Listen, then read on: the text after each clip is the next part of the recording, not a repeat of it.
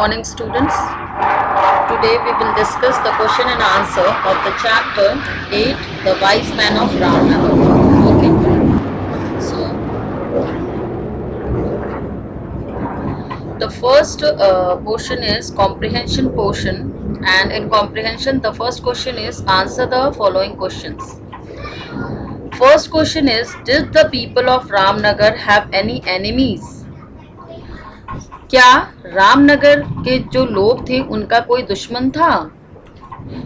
So the answer is no. The people of Ramnagar did not have any enemy. नहीं, जो रामनगर के लोग थे उनका कोई दुश्मन नहीं था. Now B1 is, where was the new road going to be built? कहाँ पे वो नई रोड बनने वाली थी? Okay, so the answer is the new road was going to be built from one town to another. जो नई road थी वो एक टाउन से दूसरी टाउन में को कनेक्ट कर रही थी, मतलब एक टाउन से दूसरी टाउन में बनने वाली थी, कंस्ट्रक्ट होने वाली थी. Now the third question is, what were the men doing with the rope and the cup? आदमी कप से और रोप से क्या कर रहे थे? So the men were taking water out of the river with the help of rope and cup. मतलब जो आदमी थे वो वाटर निकाल रहे थे रिवर में से कप की हेल्प से, मतलब जो रस्सी थी, रस्सी और कप की हेल्प से वाटर निकाल रहे थे रिवर में से. What were the villagers doing with the pen knife? Villagers जो थे, गांव वाले थे, वो पेन नाइफ से क्या कर रहे थे? The villagers were cutting down trees with the help of pen knife. और जो विलेजर्स थे वो ट्री को कट कर रहे थे उस पेन नाइफ की हेल्प से. What were the villagers doing with the ants? Here there is a spelling mistake. It's ants, ants. So you have to write ants. The answer is the villagers were carrying the ants one by one in the basket out of the village. जो villagers थे वो एक के बाद एक aunt जो थी उसको बास्केट में कैरी कर रहे थे. So F1 is, what answer did the villagers always give to the town folk about their method? मतलब जो विलेजर्स थे वो क्या आंसर देते थे गांव के शहर के लोगों को अपने मेथड्स के बारे में? जो वो पानी निकालते थे रिवर में से, जो वो पेन नाइफ से कट कर रहे थे ट्री को, एंड जो आंट बास्केट में कलेक्ट कर रहे थे, उसके लिए वो क्या आंसर्स विलेजर्स टाउन वालों को देते थे? So the answer is, the villagers said that their method were slow but they always worked. Villagers कहते थे कि उनका मेथड जरूर स्लो है लेकिन वो काम करता है. Now these questions are more difficult. Discuss them first. ये questions difficult है. You have to write them, discuss them first. Do you think the villagers were clever or stupid? Give reason for your answer. आप क्या समझते हो, जो villagers थे वो clever मतलब चालू थे या स्टूपिड थे, बेवकूफ थे? So the answer is the villagers were clever. Villagers जो थे वो क्लेवर थे, मतलब चालू थे. They gave the impression that they were mad. वो ऐसा दिखाते थे, इम्प्रेशन मतलब जताते थे कि वो बेवकूफ हैं. By doing things in a strange way, अपने काम करने के तरीके को लेकर. And this lead the town folk to believe that the road going past the Ramnagar would be. This lead the townfolk to believe that the road going past the Ramnagar village would not be such a good idea. और इससे वो लोगों को, जो town के लोग थे, उनको विश्वास दिलाना चाहते थे कि जो रोड उनके गांव से होकर निकल रही है वो एक अच्छा आइडिया नहीं है. Okay? Now the H1 is, So G1 is, you will learn from the story that the villagers and the town folk took decision after holding a meeting. In what way are meetings useful? How do they help people to solve the problem? उसमें बोला है कि आपने story से में से पढ़ा होगा, देखा होगा कि जो विलेजर्स टाउन फोक के बीच में डिस्कशन चल रहा था, मीटिंग्स हेल्ड हुई थी, took discussion after holding a meeting. In what way, वो जो मीटिंग थी वो कैसे यूजफुल थी और उसने प्रॉब्लम्स को कैसे सॉल्व किया। द मीटिंग वॉज सक्सेसफुल, जो मीटिंग थी वो सक्सेसफुल रही। बिकॉज, क्यों सक्सेसफुल रही?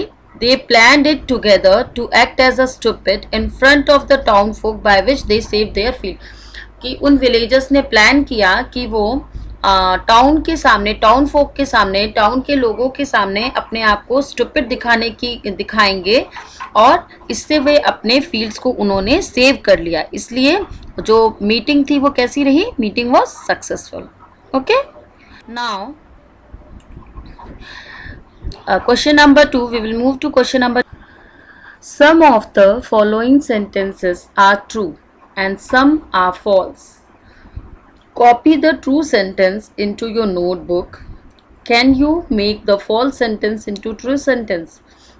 इसका मतलब है कि कुछ sentences अभी नीचे दिए जाएंगे, उसमें से कुछ true हैं और कुछ false हैं।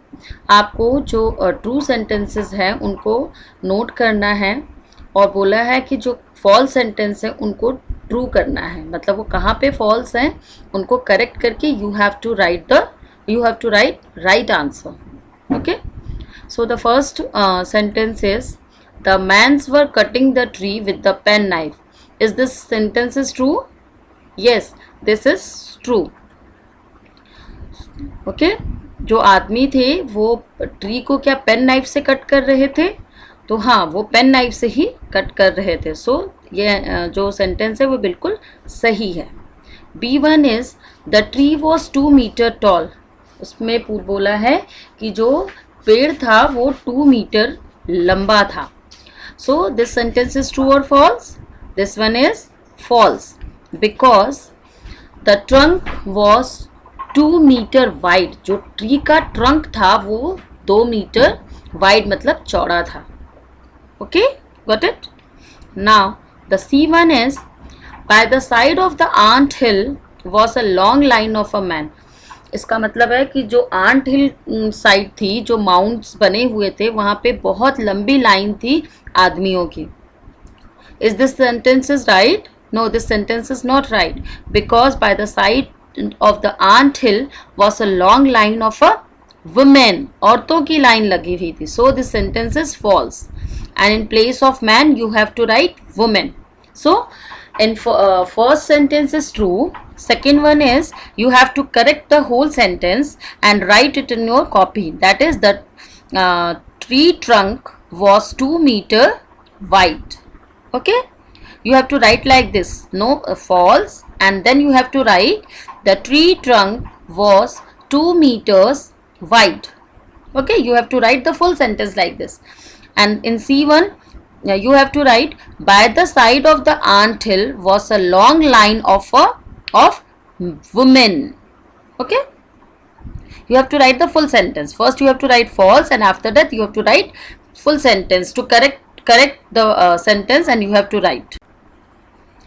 Now the chief clerk said the villagers were dangerous. क्या chief clerk ने कहा था कि villagers dangerous हैं? No, false. किसने कहा था? The district officer said the villagers were dangerous. Chief clerk ने तो कहा था, जब डिस्ट्रिक्ट कलेक्टर ऑफिसर ने पूछा था कि क्या वो पागल हैं या क्रेजी हैं, तो उसने कहा था इंडीड, हो सकता है ना। और उसने बाद में जब कहा था कि क्या वो डेंजरस है, तो ये किसने बोला था? ये सेंटेंस डिस्ट्रिक्ट ऑफिसर ने कहा था। Now the E1 is, the district officer did not want to change the plan. District officer जो था वो प्लान को चेंज नहीं करना चाहता था। क्या ये सही है sentence? No, this sentence is false. जो डिस्ट्रिक्ट ऑफिसर था वो district officer want to change the plan. आपको डिड नॉट कट करके you have to write district officer want to change the plan.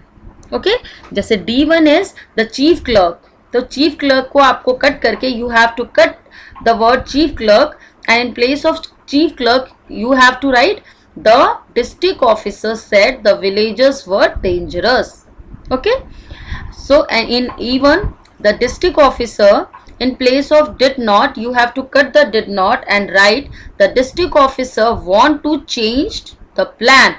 district officer उस road के plan को change करना चाहता था. Okay, now the people of Ramnagar were mad. क्या जो रामनगर के लोग थे वो पागल थे? No, this sentence is wrong. So you have to write the full sentence. The people of Ramnagar were wise. In place of mad, you have to cut the word mad and write the people of Ramnagar were wise. Okay.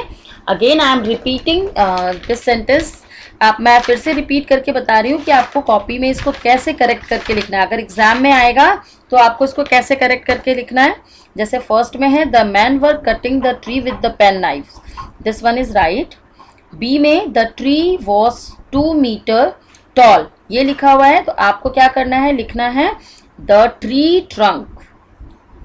Answer कैसे लिखना है? False. पहले आपको लिखना है false, फिर लिखना है करेक्ट करके the tree trunk was 2 metre wide. ठीक है. सी में आपको पूरा आंसर करेक्ट करके लिखना है. पहले लिखना है फॉल्स, फिर लिखना है by the side of the ant hill was a long line of women. Man की जगह वुमेन. फिर उसके बाद आपको लिखना है डी में द चीफ क्लर्क कट करके लिखना है the district officer said the villagers were dangerous. In E में आपको लिखना है फॉल्स और फिर सेंटेंस करेक्ट करके लिखना है the district officer want to change the plan. Did not cut करना है. In F1 the people of Ramnagar were mad.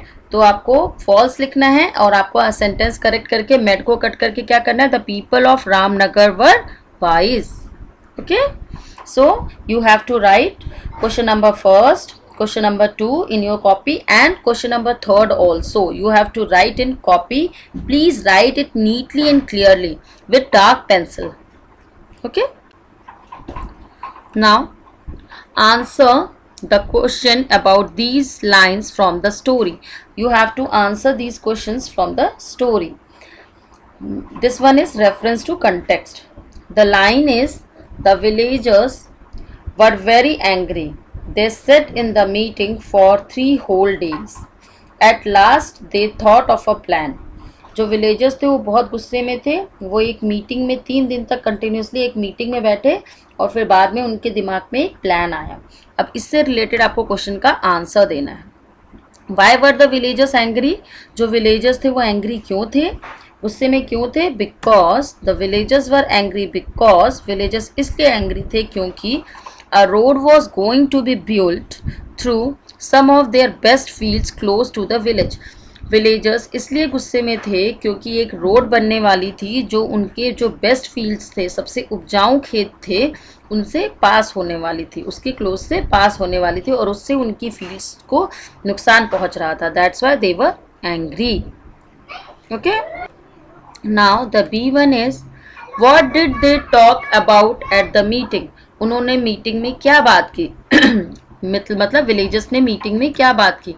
They talked about what they were going to do to stop the road from being built. उन्होंने meeting में discuss किया कि road को हम बनने से कैसे रोक सकते हैं.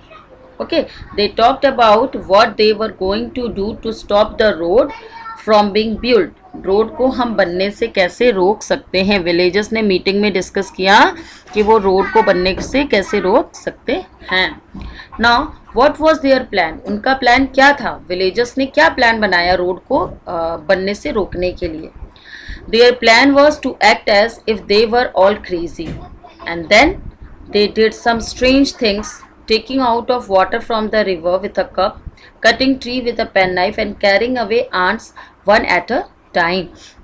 विलेजर्स का प्लान ये था कि वो गांव वालों के शहर वालों के सामने, टाउन वालों के सामने अपने आप को क्रेजी दिखाएंगे, फुलिश दिखाएंगे कि वो बहुत क्रेजी पीपल हैं और वो अजीबोगरीब, स्ट्रेंज मतलब अजीबोगरीब चीज़ें कर रहे थे. जैसे कि वो वाटर जो है वो पानी में से वाटर जो है वो रिवर में से कप की हेल्प से निकाल रहे थे, ट्री को पेन नाइफ से कट कर रहे थे, और आंट को वन बाय वन कैरी कर रहे थे. All these are strange things. So इससे पता लग रहा था कि जैसे वो बहुत क्रेजी पीपल्स हैं. Okay, now did their plan work? क्या जो ये सब इन्होंने किया था गांव वालों ने, वो प्लान उनका काम किया? Yes, there plan work. हाँ, उनका जो ये सारा काम था वो वर्क किया.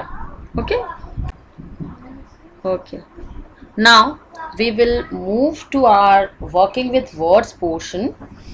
Okay, page number 95. Okay, so open page number 95. You have to write this in your book only. Okay, question number 1, question number 2 and question number 3, you have to write all these question and answer in your copy, but you have to write question number 1 of working with words in book. So open your book, take out your pencils and start writing what I am telling. So the first one is find the word in the story which have the same meaning as the following. मतलब आपको story में से एक word निकालना है ना, जो word दिया हुआ है उसका सिमिलर मीनिंग हो. ठीक है, आपको स्टोरी से ही उस वर्ड को निकालना है. So the first word is mad. Mad means पागल. जैसा कि मैंने आपको बताया था, पागल या क्रेजी या फुलिश कुछ भी कह सकते हो. ठीक है, तो इसका एक और वर्ड क्या हो सकता, क्या है जो स्टोरी में है, वो है ल्यूनेटिक्स. LUNATICS, ल्यूनेटिक्स. ओके, और क्रेजी कुछ भी लिख सकते हो. क्रेजी भी था उसमें और ल्यूनेटिक्स भी है, तो LUNATICS, ल्यूनेटिक्स. मैड का जो सिमिलर वर्ड है वो है ल्यूनेटिक्स.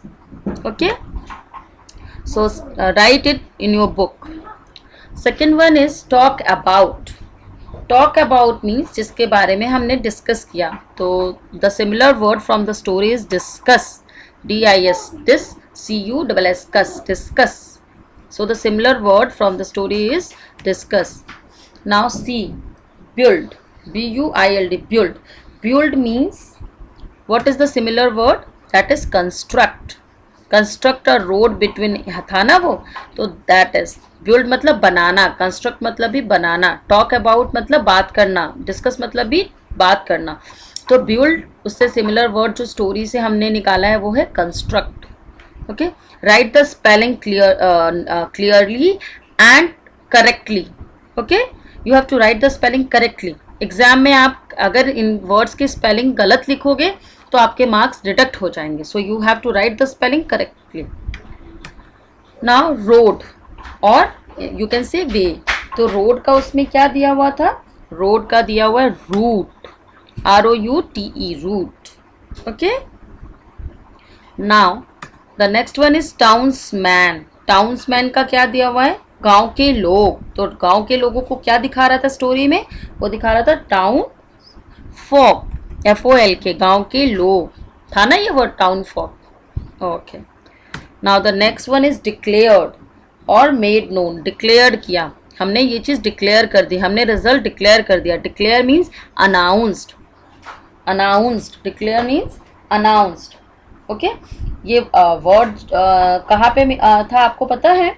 जब जो डिस्ट्रिक्ट कलेक्टर था वो वापस गांव में आया था. I think it's on page number 94. Yes, page number 94. 2 3 4 5 6 7 8, 8th line. He announced. Okay, district collector ने अनाउंस किया था कि जो हम वहाँ से आए हैं और रामनगर के लोग जो हैं वो quite mad, they were quite mad. ठीक है, तो अनाउंस्ड. पीसफुली. पीसफुली मीन्स शांति से या काम. ठीक है, या अनडिस्टर्ब, कुछ भी आप वर्ड्स उसमें से निकाल सकते हो. दोनों वर्ड्स हैं. सो पीसफुली मतलब शांति से, अनडिस्टर्ब बिना किसी छेड़छाड़ के, शांति से या काम. Okay, so you have to write all these meanings in your book. Okay, now open page number 96. Page number 96, question number 2. So this use these words and phrase in the sentence of your own, means you have to make the sentence. So this question you have to write in your copy. This question also you have to write in your copy, means you have to write word meaning of this chapter. Question number 1 from page number 95, question number 2, question number 3 you have to write in copy, and working with word question number 1 you have to write in book, and page number 96 question number 2 you have to write in copy. मतलब कुछ words दिए हुए हैं, आपको उसका sentence बनाना है. You have to make the sentence. कुछ वर्ड्स और फ्रेज दिए हुए हैं. तो पहला वर्ड जो है वो है in peace. In peace. In peace. So the sentence is the peoples of Ramnagar lived in peace. जो रामनगर के लोग थे वो पीस में मतलब शांति में रह रहे थे. So second one is method. Method मतलब काम करने का तरीका. They discussed about the method. उन लोगों ने मेथड को डिस्कस किया. क्या तरीके को डिस्कस किया कि कैसे करना है. Dangerous means खतरनाक. Okay. The lion is very dangerous. जो शेर होता है वो बहुत डेंजरस होता है. Now moist means होता है गीला, नम. ठीक है. आर्द्र जिसे कहते हैं हिंदी में. Moist means wet. ठीक है, हल्का भीगा हुआ, नम या वेट कह सकते हो आप एक तरह से. मॉइस्ट है ना, भीगी हुई जगह. आर्द्र जिसे हिंदी में कहते हैं. The women took ant from the moist earth. जो औरतें थी वो आंट को निकाल रही थी. कहाँ से? भीगी हुई जमीन से. मॉइस्ट अर्थ से, वेट जमीन से. ठीक है. Now the next one is far away from. Far away from मतलब कितनी दूरी पे, है ना. तो the sentence is Jaisalmer is far away from Delhi. तो जैसलमेर है वो दिल्ली से बहुत दूर है. ठीक है. Far away from. Now the last one is odd behaviour. अजीब बिहेवियर मतलब आपका जेस्चर होता है, आपके काम करने का तरीका होता है ना, behaviour. So Ramesh was punished for his odd behaviour. Ramesh को पनिशमेंट मिली उसके ऑड बिहेवियर से. अजीबो गरीब, strange. Odd means strange behaviour. Okay. So this is all about the exercise of this chapter. That is chapter number 8, the wise man of Ramnagar. So again I am telling you that first you have to write date, chapter number, chapter name, and then you have to write word meaning in your copy, and after that you have to write question number 1 of comprehension portion, question number 2 of comprehension portion, question number 3 of comprehension portion in copy. Then working with word question number first you have to write in book. Again I am telling you have to write in book. And the working with word question number 2, that is make the sentence, you have to write in your copy. So please write neatly and clearly and clearly. So till then you have to revise, learn this whole chapter. Okay.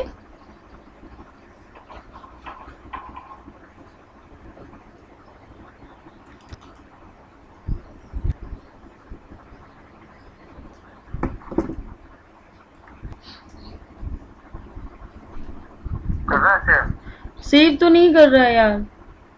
क्या कर रहा है? पहले इसको पता नहीं, इसको पहले बैक जाऊं क्या? बैक करूं क्या वो एरो वाले से? नहीं है ना.